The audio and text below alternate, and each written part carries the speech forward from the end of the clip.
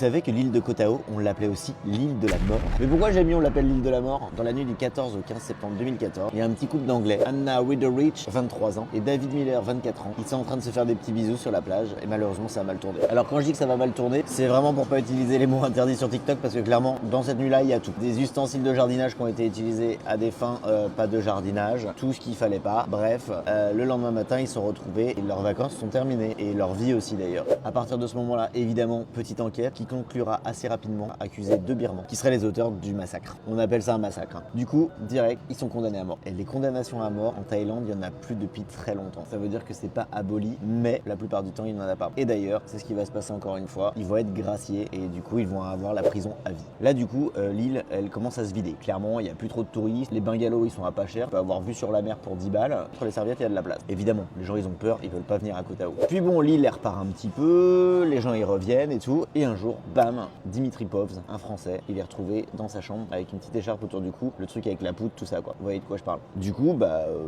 dit il a fait ça tout seul, il n'y a pas de polémique là-dessus. Ouais, sauf qu'il a les mains attachées dans le dos. Même année de 2015, Nick Pearson, il est retrouvé mort en mer. Apparemment, il est tombé. 2016, un an après, Christina Annesley, elle est retrouvée dans son lit et elle respire plus. L'enquête déduira qu'elle est morte d'un mélange de médicaments et d'alcool. Même si la famille conteste, ce sera la version officielle. Là, ça commence à faire beaucoup. On se dit, allez, on s'arrête là, stop. Eh ben non, 2017. Élise d'Allemagne, mais qui est de Belgique. D'Allemagne, c'est son nom de famille.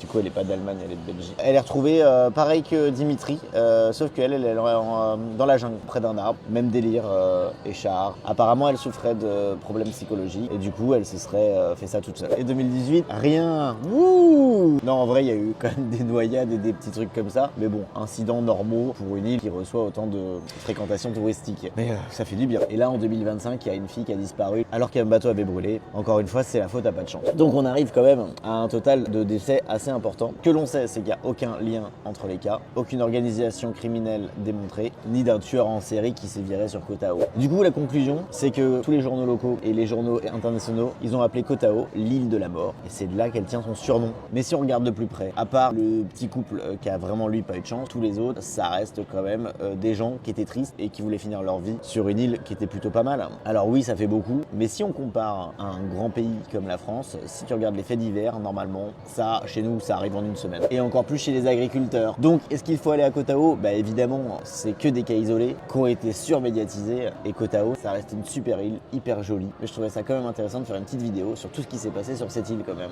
Et toi, t'en penses quoi de toutes ces histoires?